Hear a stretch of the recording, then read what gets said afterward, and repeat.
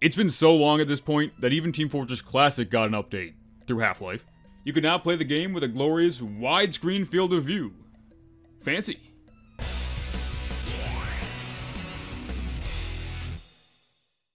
Spy versus Spy, not that one.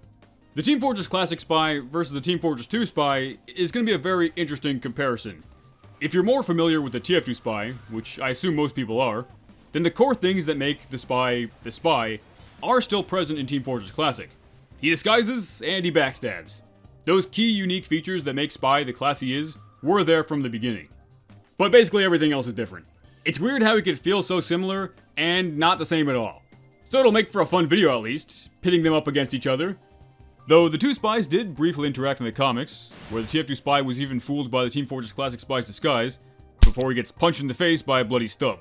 But in case you're new here, or just forgot, because it has been a while, this is not based on the comics or the lore. Instead, it will be a direct comparison of in-game stats and numbers and stuff like that.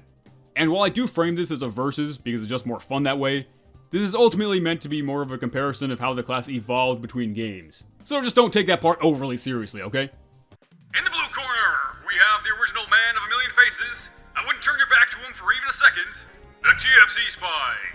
And in the red corner, we have the Duke of Spook, the Prime Minister of Sinister, the TF2 Spy. But before we get into it, you've got a fight of your very own going on right now. That's right, the fight against your own hunger. But this video's sponsor, Factor, the chef-prepared meal delivery service, has got just a thing for you. I mean, think about it. A hamburger meal from a fast food place is like 15 bucks now. And you have to go out and get it? Why even bother when Factor's food is better for you and they deliver it right to your house? Right to your door. It's also going to be cheaper and it saves you time. In fact, they're ready to eat in just 2 minutes. And Factor offers plenty to choose from. They've got a weekly menu of 35 meals with a bunch of different options like Calorie Smart, Keto, Protein Plus, or Vegan and Veggie. And you can use my code here, or the link in the description in the pinned comment, to get 50% off your first Factor box and 20% off your next month of orders. Each order also helps out my channel, so if you want some food and you want to help me out, go check it out. Alright, for the first round, we'll be starting off with health like we usually do. And I don't think it'll be a shocking revelation to anyone that Spy normally has 125 health like Scout, Engineer, and Sniper, which is tied for the lowest in the game. But in Team Fortress Classic, the Spy has 90 health like Sniper, Demoman, and Medic, which is kind of an odd combination of characters there. But the TFC Spy also has 100 light armor. Or, well, that's what the game would lead you to believe, because that's what it says here. But in reality, it's actually the medium armor type, which is significantly better, absorbing 60% of damage taken as opposed to 30%. So if the Spy were to take 100 damage, 60 of that would go to armor and 40 of that to health, rather than 30 of that to armor and 70 of that to health. And if you combine that with his base health, that would effectively mean that the Spy has 190 health with full armor. It doesn't always work out like that, where it's just like armor plus health gives you the full number, but in this case it does, and that would essentially give the TFC Spy a plus 65 health advantage, which would easily push this round to TFC. For the speed round, we actually don't have a tie for once. Where most classes share a speed between games, the TF2 Spy is now faster than the TFC Spy, running at 107% speed compared to TFC's 100%. Of course, the TF2 Spy wasn't made faster until 9 years into the game's existence, but it still counts. It's not a huge speed difference, but it is noticeable. It is essentially the same as the TF2 Spy running alongside a Pyro, a Sniper, or an Engineer. And since the TF2 Spy is faster, that means this round does go to TF2. And just like in the previous video, I did decide to condense some TFC exclusive things into one round. All classes in Team Fortress Classic are capable of bunny hopping, and all classes in Team Fortress Classic have grenades. And like every class, except for Scout, the Spy has a regular hand grenade, which explodes and deals damage and can be used to explosive jump. Which is, you know, the basic stuff we've seen before. But then he has this wacky thing. And when it explodes, it puts out these weird little spore things that will deal a little bit of damage. But those spores will make you start tripping. This grenade is filled with the good stuff. You start seeing explosions and grenades pop out of nowhere. You think you're on fire when you're not. You start hearing things. And it's all fake. None of that's real. And it lasts a long time, too. 34 seconds. Can you even imagine that? Can you imagine any effect in TF2 lasting over 30 seconds? It's a really unique effect and pretty cool for what it is. But wow, am I glad it wasn't brought over to TF2. But of course, yeah, this round does go to TFC by default. Okay, round 4 is going to be an abilities round. And this part is usually reserved for those kind of innate abilities of the class, like Scout's double jump or Pyro's afterburn immunity. But for the spies, that's kind of complicated. Like, disguising in TFC is not tied to a certain item slot like it is in TF2. And then there's something like the Sapper, which is also only in Team Fortress 2. Is it worth making a whole round just for the Sapper? Probably not. So we're just gonna modify this round and call it the Abilities and Extras round. Spy is kind of a special case, he's got a lot of stuff. It'll be okay, just roll with it. But the TFC Spy does have some special abilities. Like, did you know that in Team Fortress Classic, a spy can undisguise another spy just by touching him? Yeah, the same way that Scout can undisguise spies. But in this case, because you're touching each other, that means that if you're disguised, you will also become undisguised if you touch another spy. Kind of a double-edged sword there. I'm not really sure you'd choose to do this on purpose. But, of course, this ability was not carried over into TF2. The Team Fortress Classic spy is also able to fake his own death. Which, that sounds kind of familiar. By opening this menu, or by pressing H or J by default, it'll allow you to fake your death either normally or silently. So if you're being shot at and want to pretend to die, you could do this, though no message will appear in the kill feed. Or you can also just pretend to be a body that died a while ago. And a body will appear for any class for any team you're disguised as. And while you're playing dead, you can look around and observe your surroundings, and then you can get back up and go about your stabbing. Except if someone decides to stand on you. And you're just kinda stuck there at their mercy. I think the only way out is for you to kill yourself for real or for them to get off. And you can tell when you walk over a fake body. You could feel it. But you don't have any kind of resistance or anything when you're playing dead. You certainly do take damage. So it doesn't exactly feel like the most practical thing in the world. But you can do this.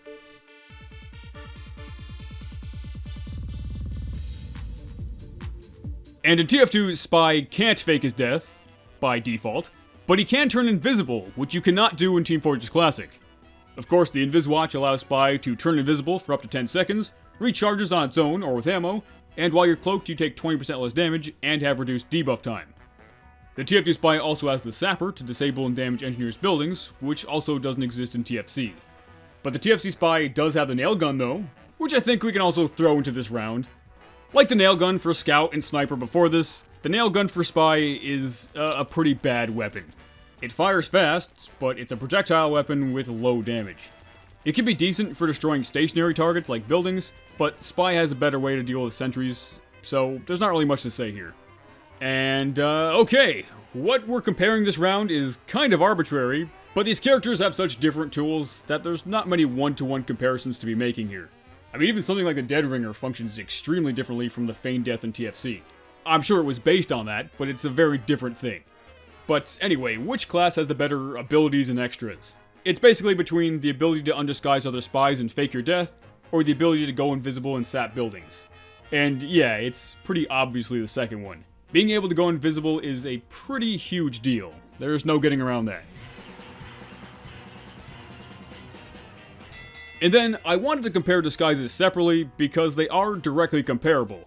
In both games, the spy can disguise as another class of the enemy team or his own team. In TF2, you need to take out the disguise kit or press the last disguise button, and in Team Fortress Classic, you need to go through this right-click menu. Something worth noting is that in TFC, the spy always maintains his normal movement speed when disguised, where in TF2, you'll slow down when the disguise class is slower than you. This can be a good thing or a bad thing. I mean, obviously a heavy running at spy speed is a spy, but also, you know, you're not going to be slowed down. And in TFC, you can throw grenades without breaking your disguise, which does make them ideal for taking out sentries. And in TF2, you can play sappers without breaking your disguise, which makes them ideal for taking out sentries. In TF2, it takes 2 seconds to disguise, and then once you're disguised, it only takes half a second to change your disguise. And in Team Fortress Classic, it takes this long.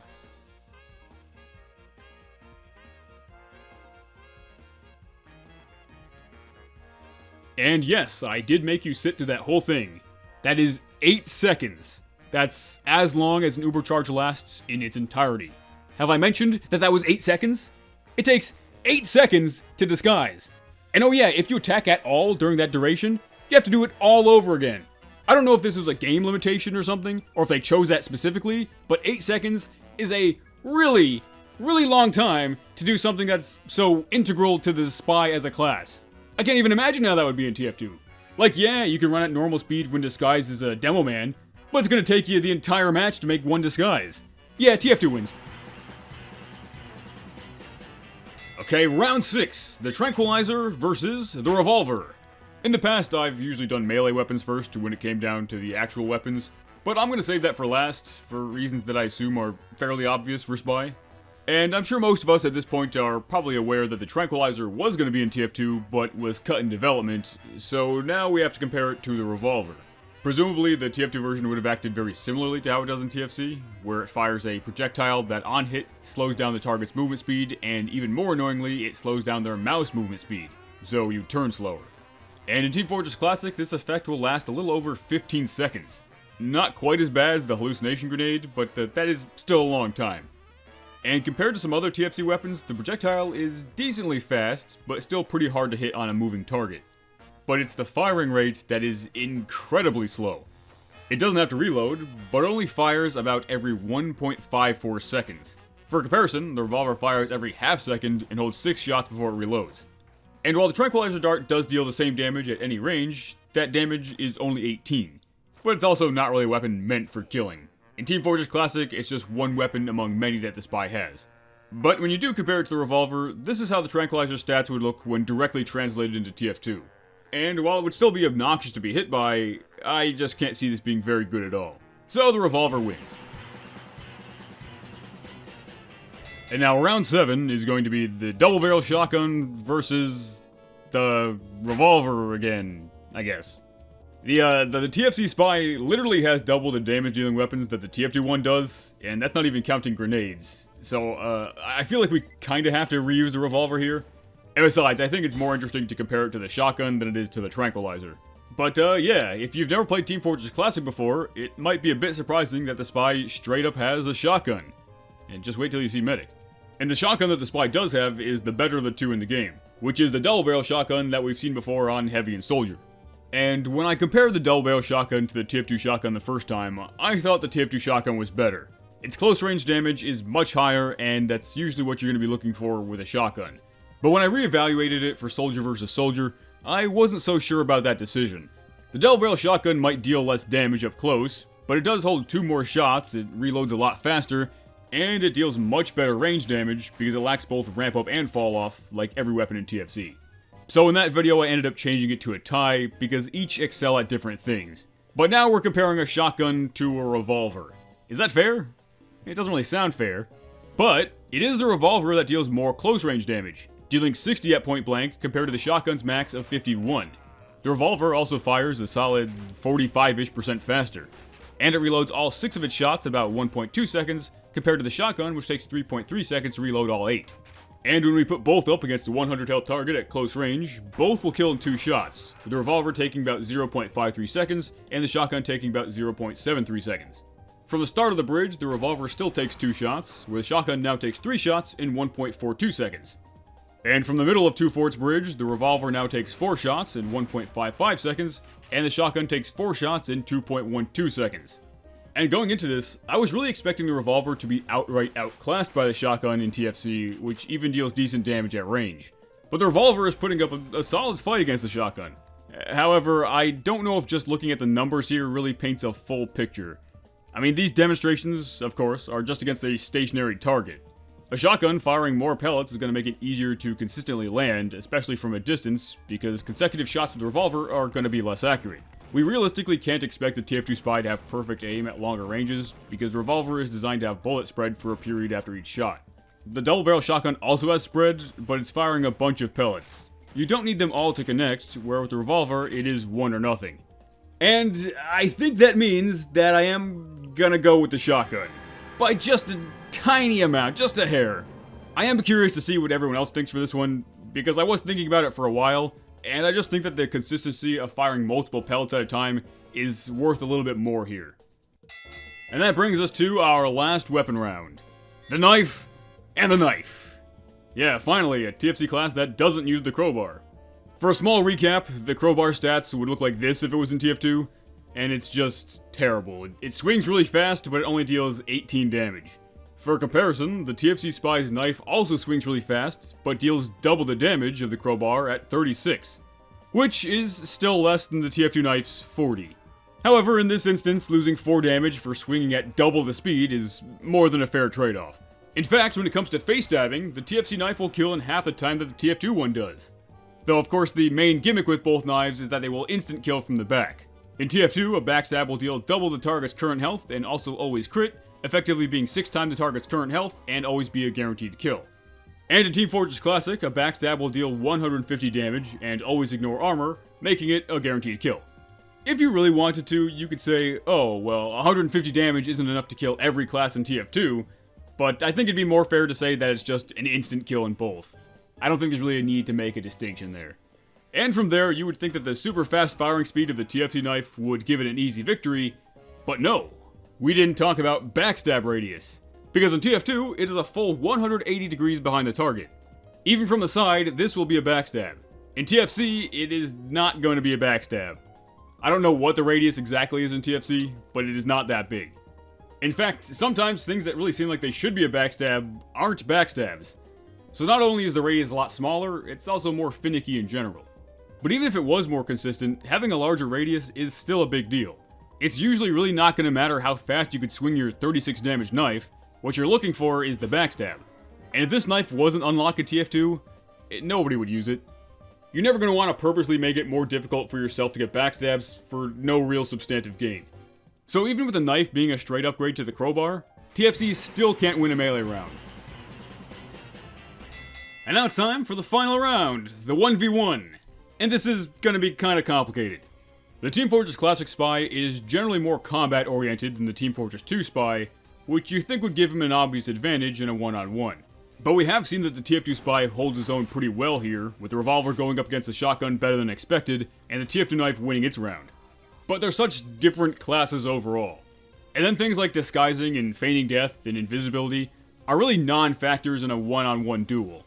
I guess the TF2 Spy could use Cloak to get behind, but if both players are fully aware of what's going on, then the TFC Spy is going to know to be looking. And the TFC Spy could feign his death to confuse the TF2 Spy, but then all the TF2 Spy has to do is just stand on top of his body and he's toast. But that's not very likely to happen, so let's compare some pros of each that would actually come into play.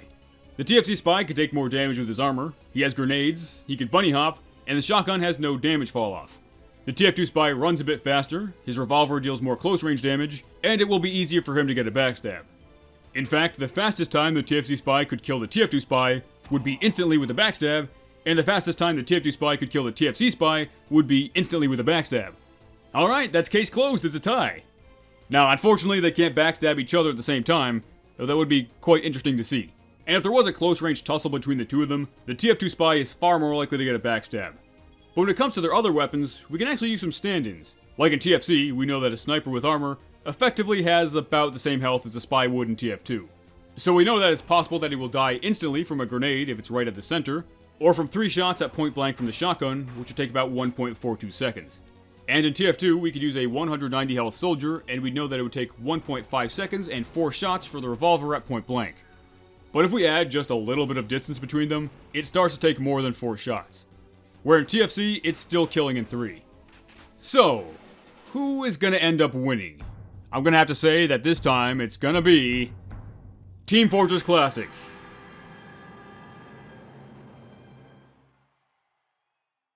And hey, that's 2 in a row for TFC, and that puts the matches at an even 3-3 so far. But yeah, going into this, I always kind of knew that it would be an uphill battle for the TF2 Spy. He is literally outgunned. The TFC Spy just has a lot more to throw at him, and more importantly, he can take more damage. And I think most people with some knowledge of the TFC Spy would have predicted that the TFC Spy would win. The TF2 Spy went in as an underdog, but I like to think that he held his own decently well. But of course, it's not really a surprise that I think the TF2 Spy is a better balanced character overall. I mean, he's not the one who takes 8 seconds to disguise, and being able to cloak is a huge benefit to how Spy plays and how he can get behind enemies. While the TFC Spy might beat the TF2 Spy in a one-on-one, I think if you just plop the TFC Spy into TF2 without making any kind of changes, he would kind of struggle. I mean, he takes a long time to disguise, he can't cloak, his backstabs aren't very consistent, and he's basically just a combat class at that point. And speaking of combat, would there be anything in the TF2 Spy's arsenal of unlocks that could give him an advantage? I mean, if we're talking the perfect scenario, I guess the Ambassador would be his best secondary, and I guess the Dead Ringer would be his best watch, and the knife would just be stock. The only real difference there would be that I guess the Dead Ringer could maybe waste a grenade, and the Ambassador could hypothetically two-shot at close range, but since the nerf, you do have to be pretty close to get the 102 damage, and there's still a cooldown between the shots, and overall, I don't think it's going to make that much of a difference. And if I had to put a somewhat arbitrary number on this match, I think it would maybe be 65-35 in TFC's favor. The TF2 Spy could definitely pull out a win and even get some quick kills with a backstab, but overall, the TFC Spy's ability to absorb a lot more damage is more than likely what's going to be the deciding factor in a gunfight. So yeah, overall, the TFC Spy does win in a one-on-one. Plus, he could do this.